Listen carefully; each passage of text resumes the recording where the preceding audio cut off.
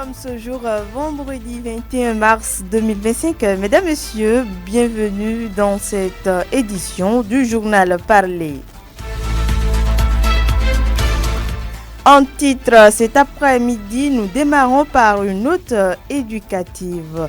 Aujourd'hui, 21 mars, est célébrée la Journée mondiale de la poésie. L'objectif de cette journée est d'encourager la lecture, la rédaction, la publication et l'enseignement de la poésie dans le monde entier. Vous aurez plus de précisions dans quelques instants. Toujours parlant des journées, nous sommes en notre santé. Cette fois-ci, la journée mondiale de la santé bucco-dentaire est célébrée chaque année le 20 mars. Vous suivrez d'ici là les explications d'un agent de santé qui s'intéresse aux maladies buccales sur l'essentiel à retenir de l'hygiène bucco-dentaire. D'autres informations vont également meubler cette session informative, sans oublier la revue de presse en fin d'édition. Sota Midi Magazine, le point de l'actualité de la journée sur ta radio. Sota FM, c'est maintenant et tout de suite.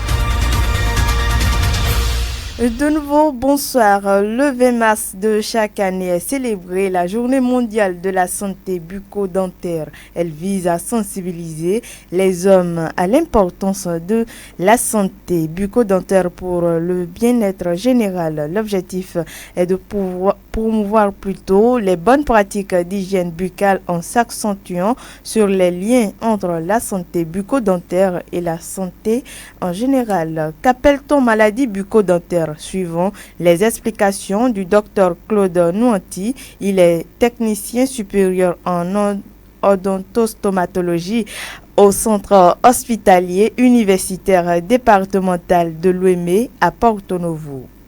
Une maladie bucco-dentaire est une maladie, une pathologie ou une affection qui attaque la bouche et ses structures, soit c'est au niveau de la langue, au niveau de la cavité intérieure ou extérieure de la bouche. La maladie peut être vue au niveau du palais de la bouche, ou bien au niveau du plancher de la bouche, ou au niveau des dents qui sont à l'intérieur de la bouche. En dehors de la carie dentaire, on peut avoir plusieurs autres maladies au niveau des dents, au niveau de la gencive, comme au niveau des autres structures de la bouche. D'abord, pour la carie dentaire, on peut avoir une carie dentaire du premier degré qui se retrouve au niveau de la première couche de la dent qui est l'émail. On peut avoir une carie dentaire au niveau de la deuxième couche de la dent qui est l'ivoire ou dentine. Et on peut avoir une carie dentaire qui va aller jusqu'au niveau de la troisième couche de la dent qu'on appelle la pulpe. En dehors de la carie qui a ces trois étapes, on peut avoir un abcès dentaire, on peut avoir un kyste dentaire, on peut avoir une nécrose apicale, comme on peut avoir une gangrène pulpaire. On peut avoir aussi d'autres maladies telles que la gingivite, la cellulite, les carcinomes,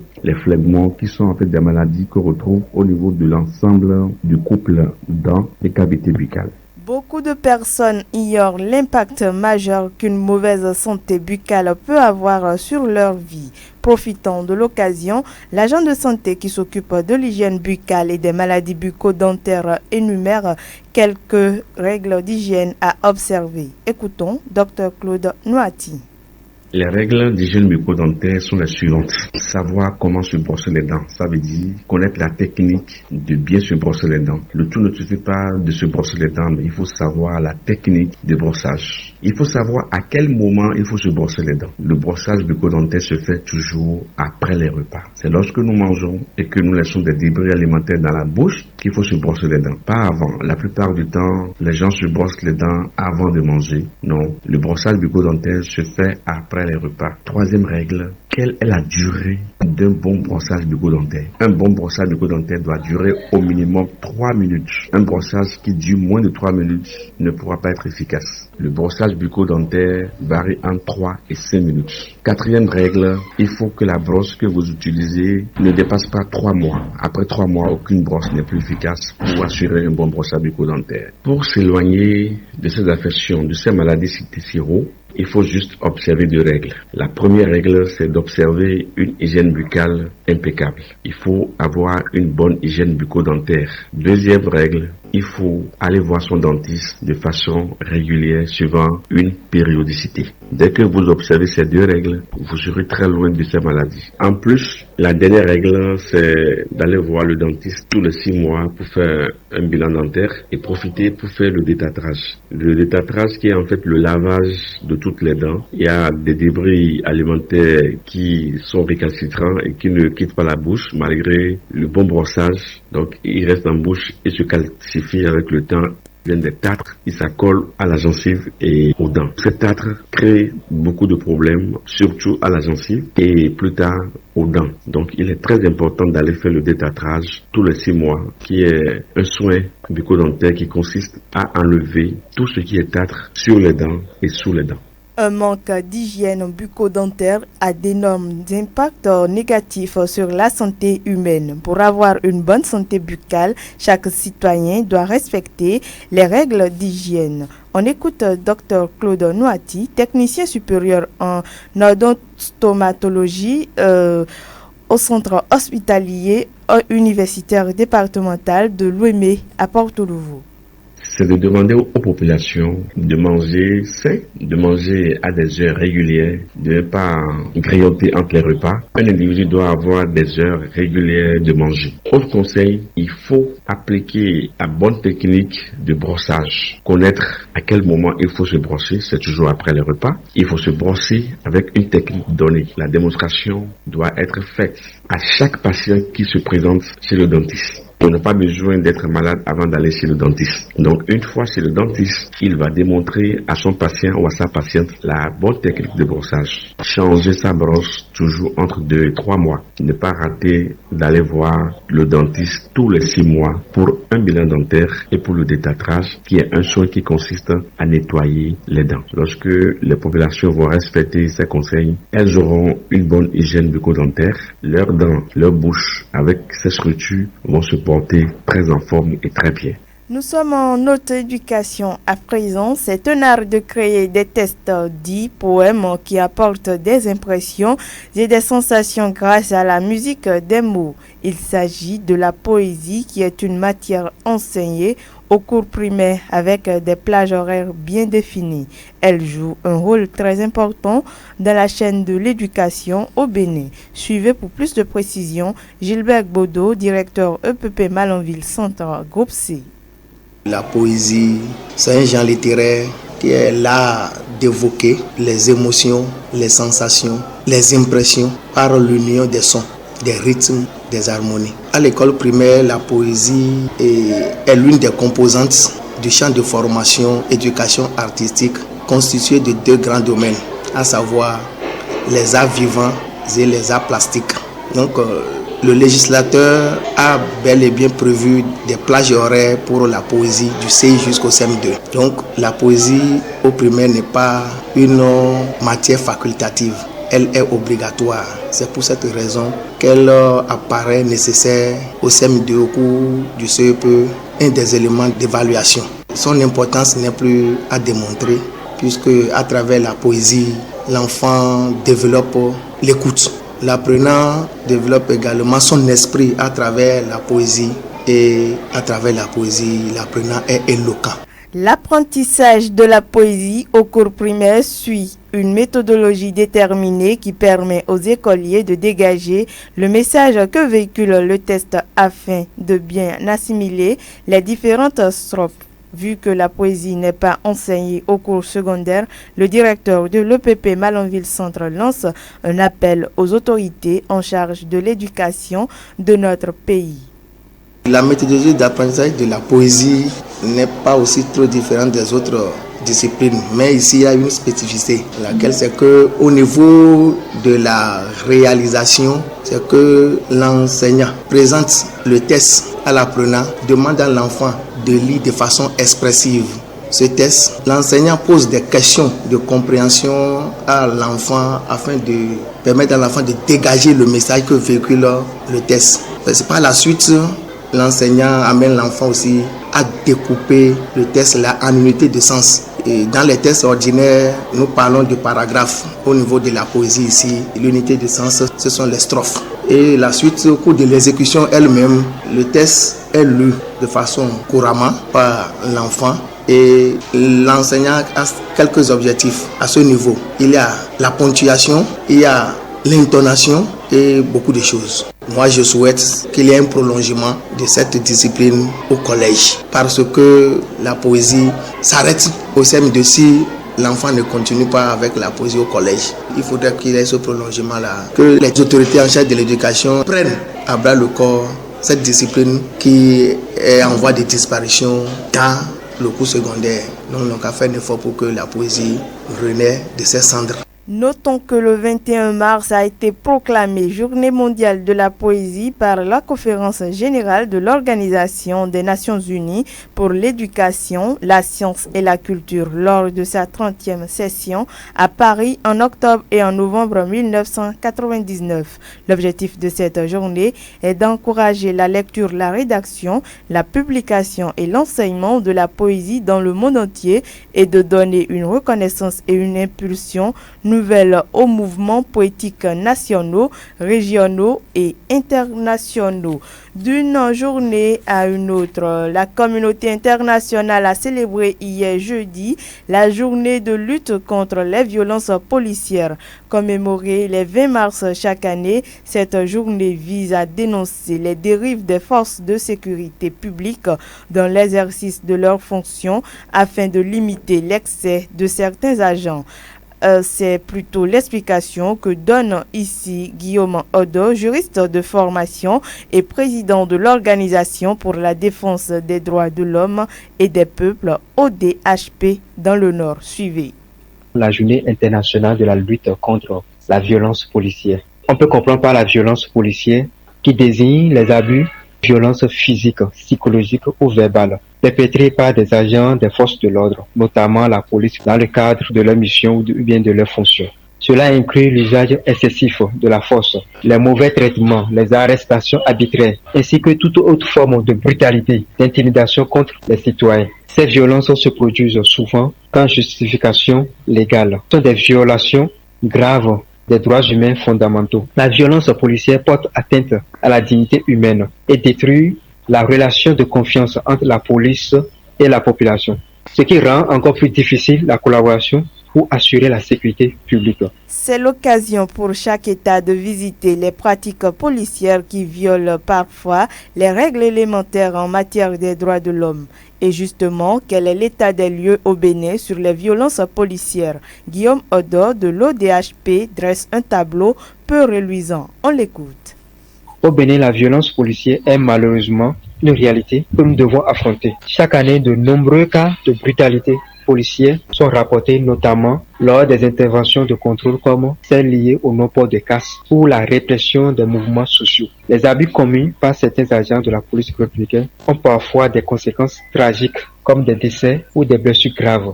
Le DHP a documenté plusieurs cas de violation des droits humains liés à des interventions policières. Et il est préoccupant de constater que certaines pratiques persistent malgré les efforts pour les éradiquer. Dans le nord du Bénin, la situation est particulièrement alarmante. Les violences policières se manifestent principalement dans la répression des mouvements sociaux, y compris ceux des partis politiques d'opposition.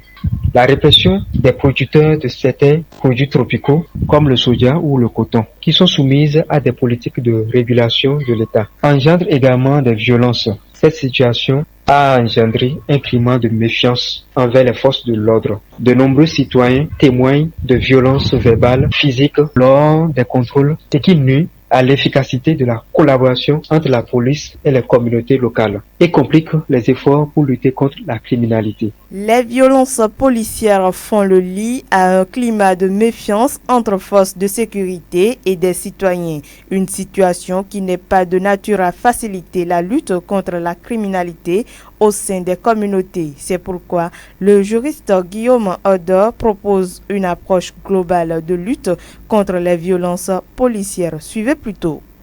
Pour réduire la violence policière, plusieurs actions doivent être mises en place, tant au niveau de l'État que de la société civile. La formation et sensibilisation des agents de la police républicaine. Il est primordial de renforcer la formation des policiers sur le respect des droits humains. Un agent bien formé saura comment gérer les situations de crise sans recourir à la violence. Une telle formation devrait inclure des modules sur la gestion des conflits, la communication non violente et la protection des droits des citoyens. Mise en place de mécanismes de contrôle indépendants. L'instauration d'organismes indépendants pour superviser les actions de la police et enquêter sur les abus. Cela permet d'assurer une meilleure responsabilité des agents et garantir des enquêtes transparentes et impartiales sur les cas de violence policière. Il est également important d'encourager les victimes de bavures policières à porter plainte et à suivre les procédures judiciaires sans crainte de représailles. 2. La sensibilisation de la population. La population doit être informée de ses droits et des moyens de recours en cas de violation de ses droits. Les campagnes de sensibilisation à travers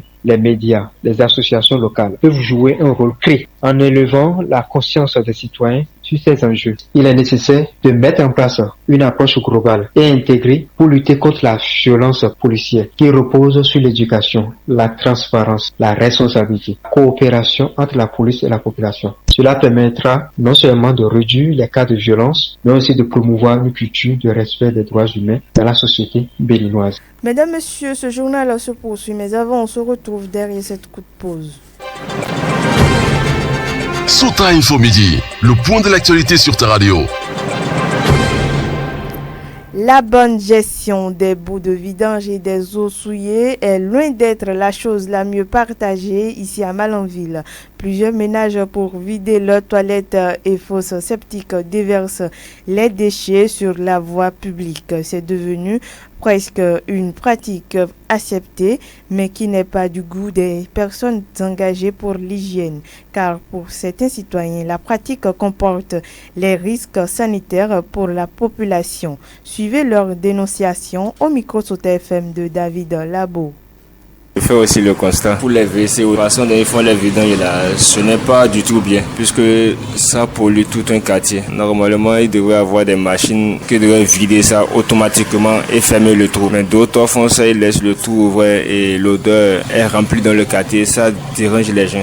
Et surtout ceux qui ont des douches qui n'ont pas de pizza, ça là, c'est très très grave. Et au niveau de la vidange des WC et autres là, en principe dans les villes un peu, je dirais un peu en voie de développement, il y a des mini-citernes qui s'occupent de la vidange des WC et autres là. Mais à Malanville, il me semble qu'il y a des équipes qui s'en chargent, c'est-à-dire des gens qui font ce job là, ils creusent et puis ils vident les WC, ce qui n'est pas bien.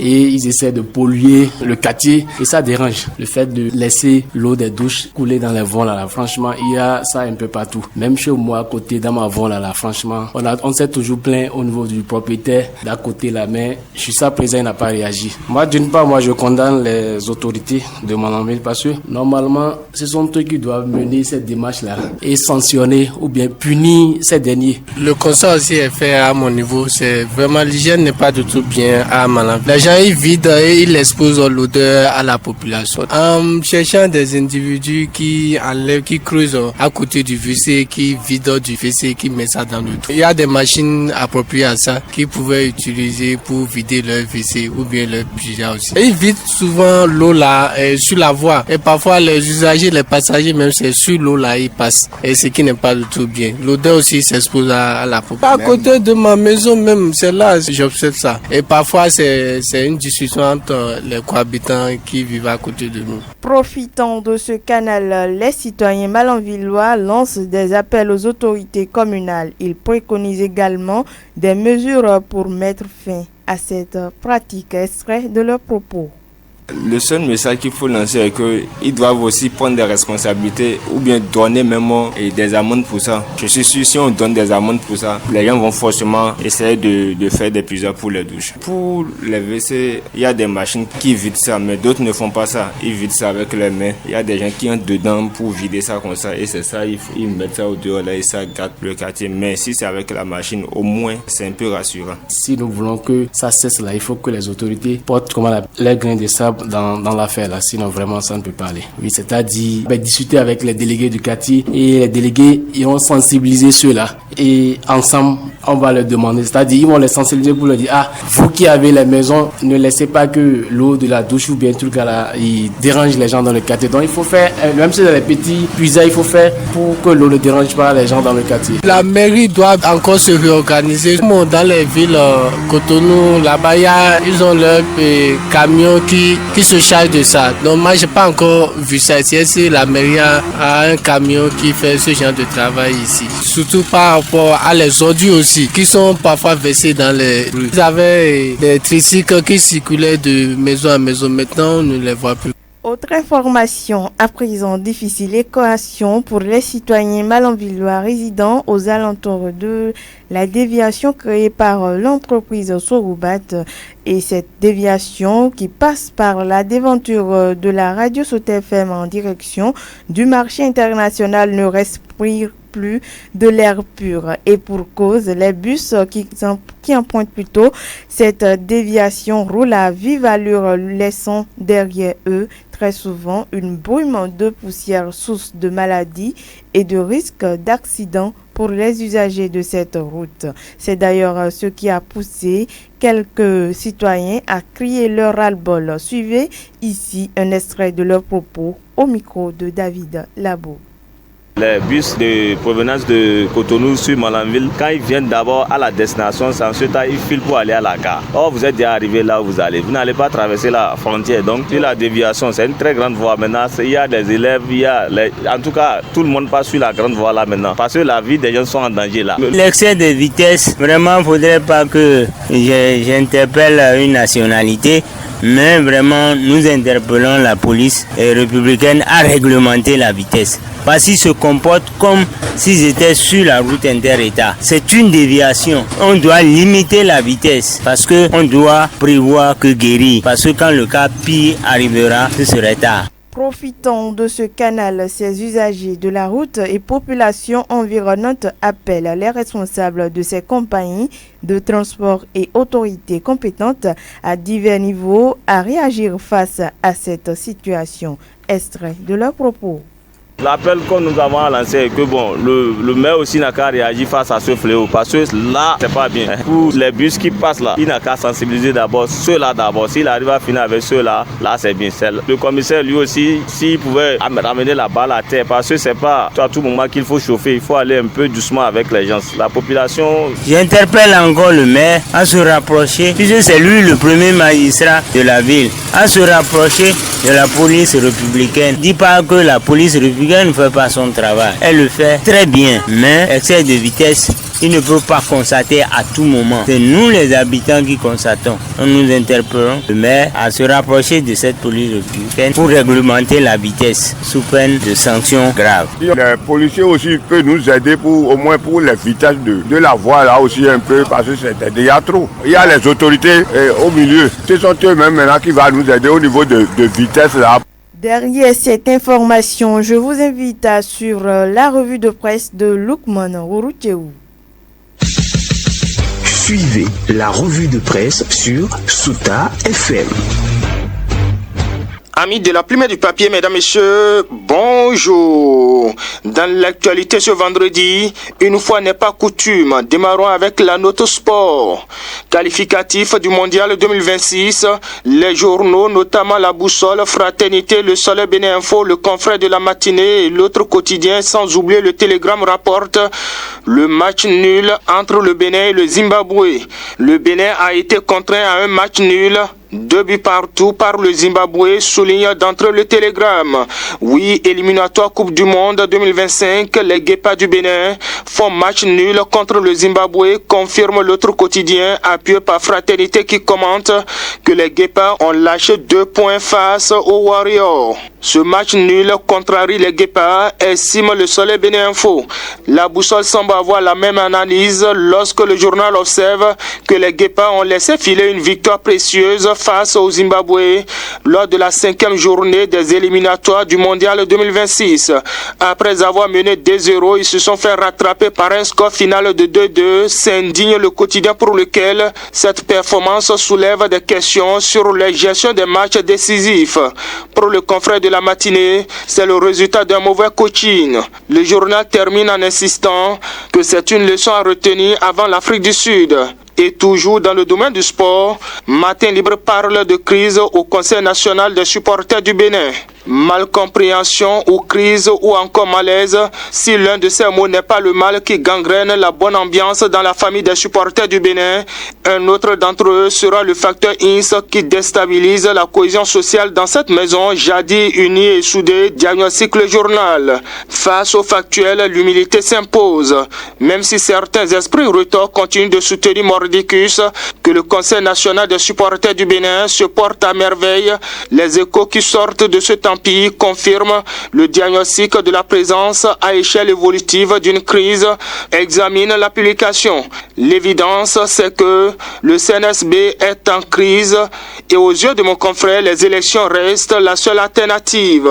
Pendant ce temps, la Fédération Karaté, le confrère de la matinée informe que plusieurs dirigeants sont placés en garde à vue pour présumé détournement et corruption.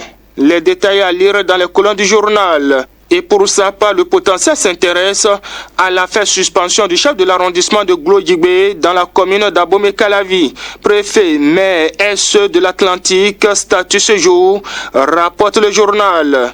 C'est Tongi Boko, chef d'arrondissement de Glodjigbe. Son nom sera au bout des lèvres des participants à la réunion extraordinaire du Conseil départemental de concertation et de coordination ce vendredi 21 mars 2025.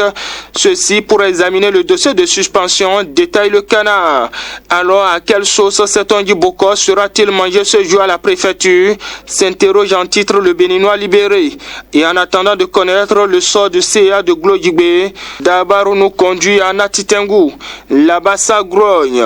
À la mairie de Natitengu, informe le journal, le personnel annonce un mouvement de grève, ceci pour réclamer ses droits, précise le quotidien qui en publie les détails. De son côté, le matinal fait un gros plan sur la chefferie traditionnelle au Bénin.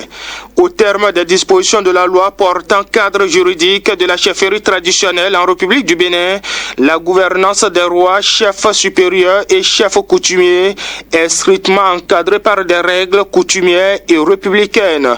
Le journal relève et expose le fonctionnement et l'extension. Sans commentaire, mesdames, messieurs, ainsi va l'essentiel de l'actualité, tel que traité par les publications ce vendredi. Fin de cette revue. Merci de m'avoir suivi. À très bientôt.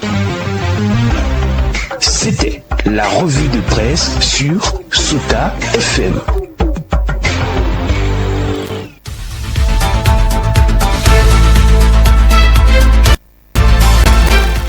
Stop et fin de cette édition du journal Parler. Merci à chacun et à tous. Dorcas Orisha, je suis à la présentation. J'ai bénéficié de l'appui technique de Aboubakar Doko. Nous vous souhaitons un excellent après-midi et bonne prière à la communauté musulmane.